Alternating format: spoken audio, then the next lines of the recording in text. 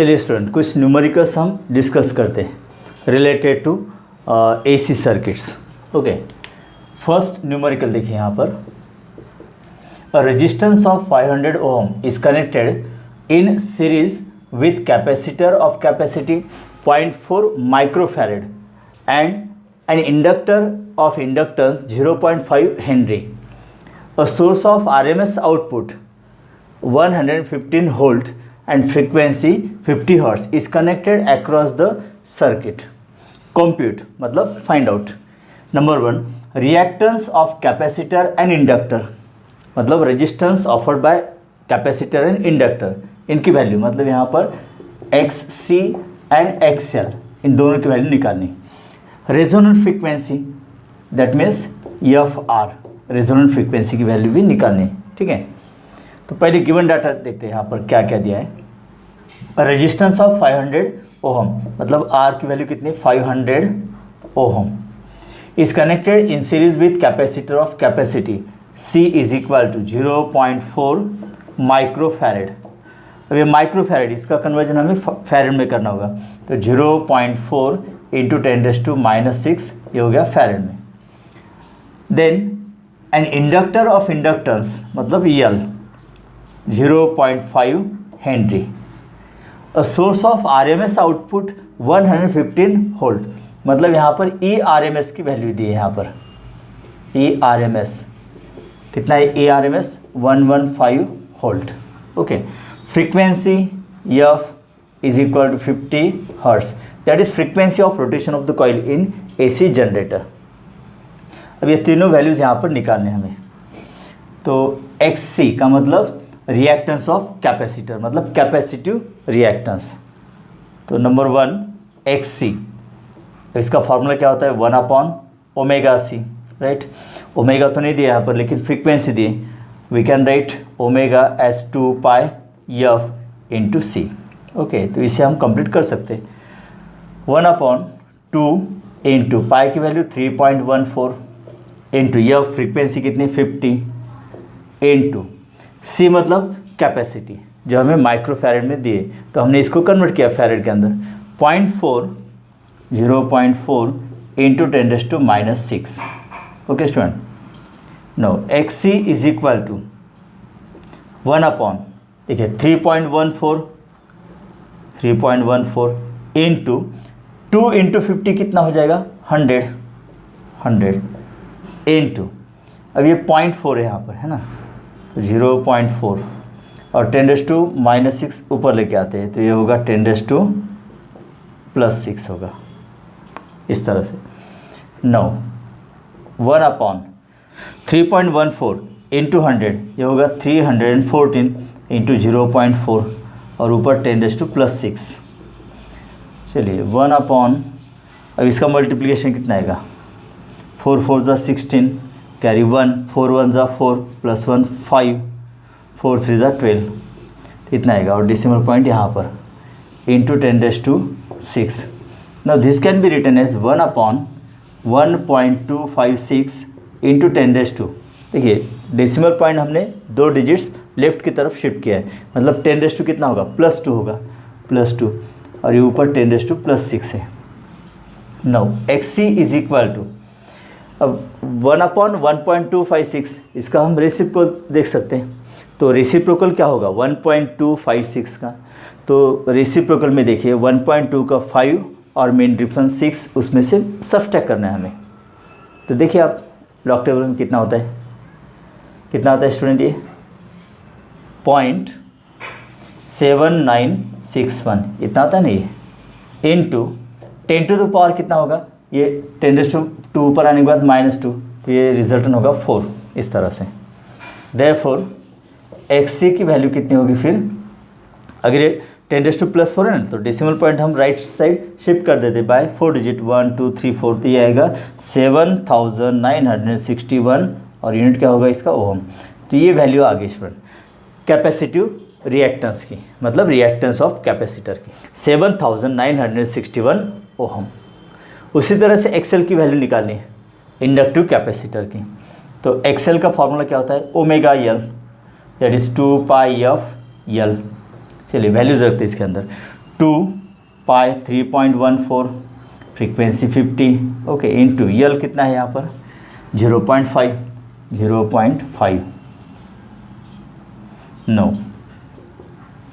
अब देखिए यहाँ पर 50 into 2 100, 100 into 3.14 that is 314, okay, into 0.5, तो एक्सेल कितना आएगा फिर 0.5 से मल्टीप्लाई कीजिए इसको, 0.5 या फिर 1/2 है ना, 0.5 या फिर 1/2 मतलब इसका हाफ होगा।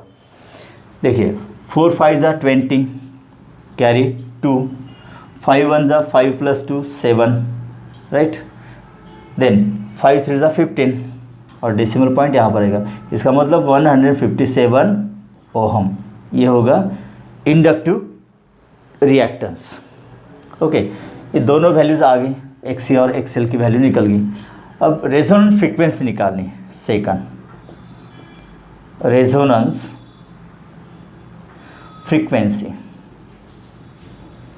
तो एफ आर का फॉर्मूला क्या होता है 1/2 पाई रूट एल सी, ये है ना फॉर्मूला। तो 1/2 इंटू 3.14 रूट, अब यल और सी की वैल्यू तो है ना यहाँ पर दी, यल 0.5 इंटू एफ कितना है 0.4 माइक्रोफैरेड, मतलब 0.4 इंटू 10⁻⁶, 0.4 इंटू 10⁻⁶, इसको कंप्लीट करना है।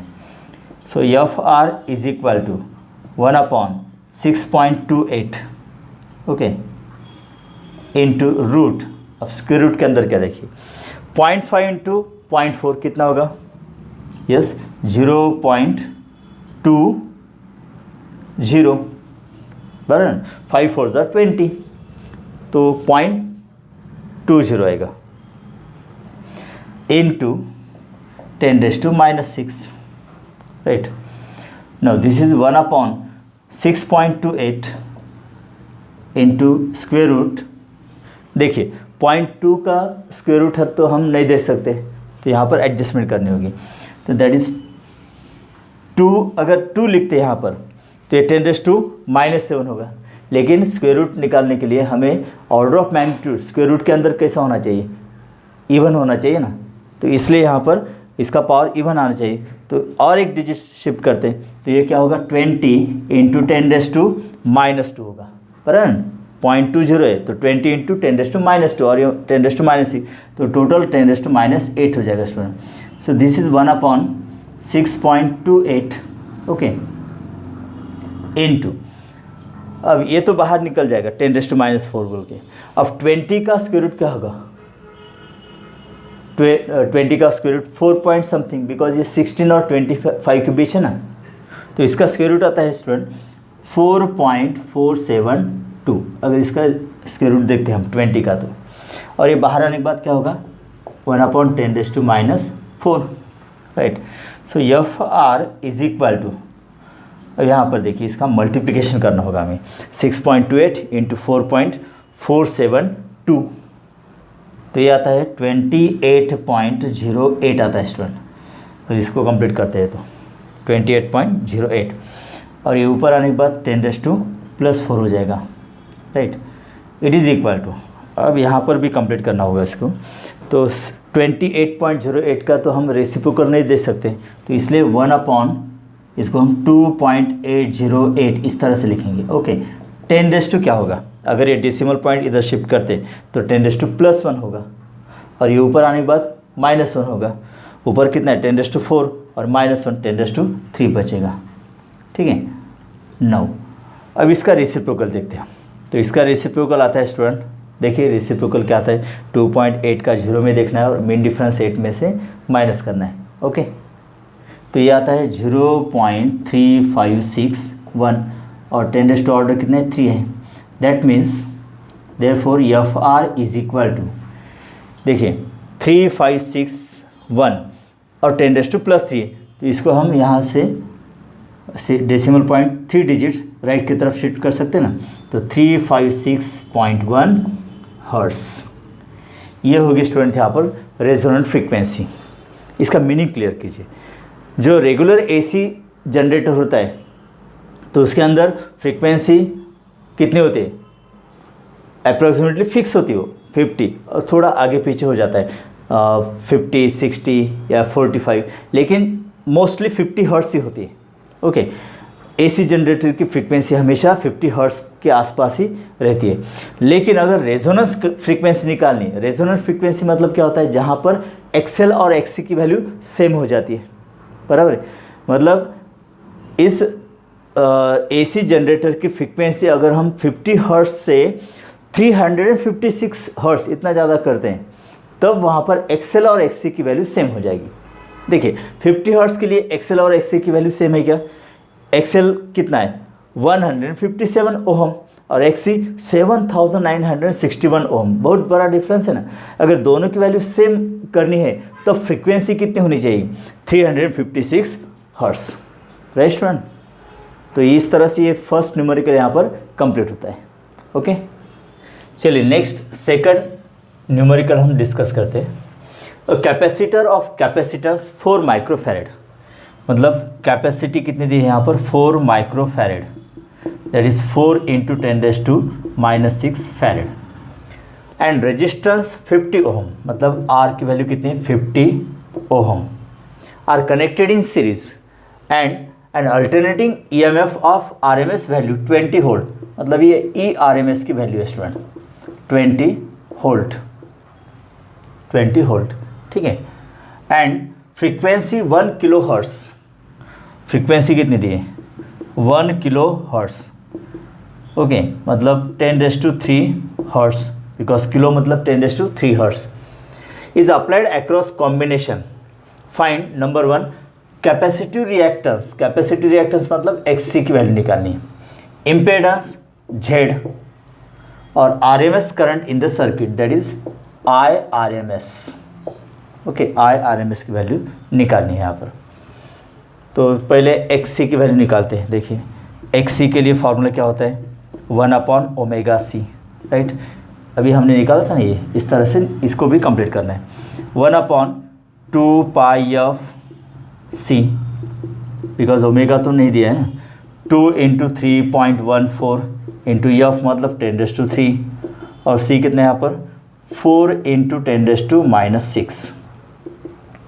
ओके, तो ये आएगा स्टूडेंट, देखिए इसका मल्टीप्लिकेशन कितना आएगा 6.28 इंटू दिस 4, ओके, और 10 टू द पावर कितना होगा -6 और +3 मतलब -3 बचेगा। तो ये आएगा 1/, ओके, तो यहाँ पर लिखते हैं हम इसका प्रोडक्ट। देखिए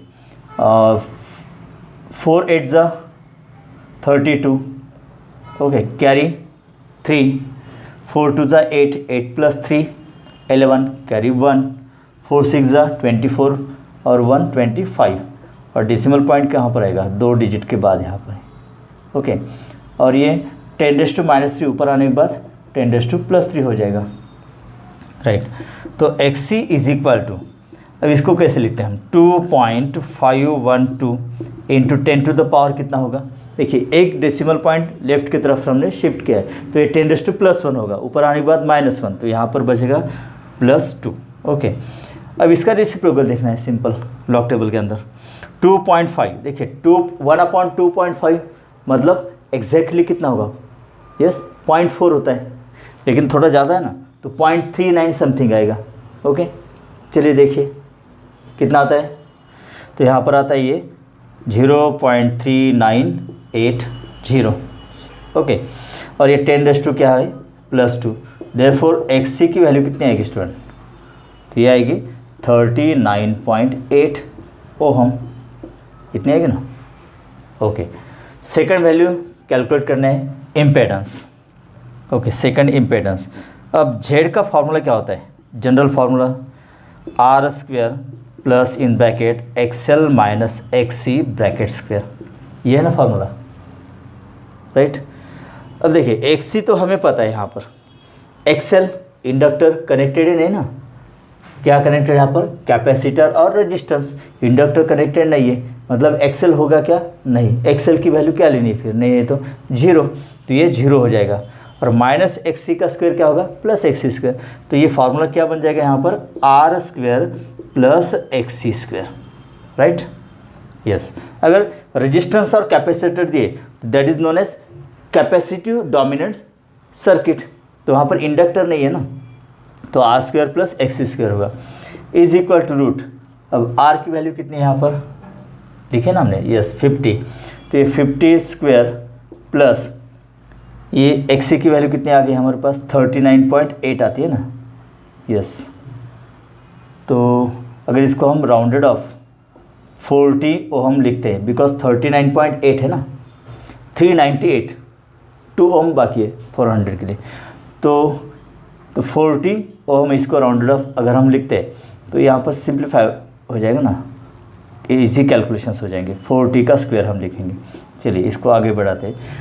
50 का स्क्वायर क्या होगा 2500 प्लस 401600 है ना, तो z is equal to root, अब इनकी एडिशन 00 आ गए, 5 प्लस 6 यस 11 कैरी 1 और ये 4100, तो इसका स्क्वायर रूट लेना है हमें, तो रूट 41 ओके इंटू 10 क्या लिख सकते हैं हम +2, तो रूट 41 का स्क्वायर रूट देखना होगा हमें है ना, इंटू और ये 10⁻², तो बाहर कितना आएगा 10⁻+1, 41 का स्क्वायर रूट मतलब 36 से आगे है ना, और 49 के पीछे है 41, तो इसका स्क्वायर रूट कितना आएगा 6 पॉइंट समथिंग, तो इसका स्क्वायर रूट कितना आएगा स्टूडेंट देखिए लॉग टेबल में 41 का स्क्वायर रूट कितना आता है 6 पॉइंट समथिंग होगा, तो ये आता है 6.39 ओके, दैट मीन्स 63.9 ओहम इतना इम्पेडेंस यहाँ पर तैयार होगा। ठीक है, तो ये इम्पेडेंस आ गया यहाँ पर। नो आरएमएस करंट की वैल्यू निकालनी है हमें। अब RMS is equal to formula क्या होता है E R M S divided by impedance. अब यहाँ पर इम्पेडेंस लेना होगा ना हमें, तो ये ई आर एम एस की वैल्यू क्या होगी यहाँ पर 20 डिवाइडेड बाय जेड की वैल्यू कितनी है 63.9, इसको कंप्लीट करना होगा। ओके 0 पॉइंट अगर लेते तो 200 होगा ना, 200 होगा। अगर इसको कंप्लीट करते हैं तो कितना आंसर आएगा ये, तो ये आता है 3129 स्टूडेंट, और यूनिट होगा एम्पियर, राइट। तो इस तरह से सेकंड भी कंप्लीट होता है स्टूडेंट।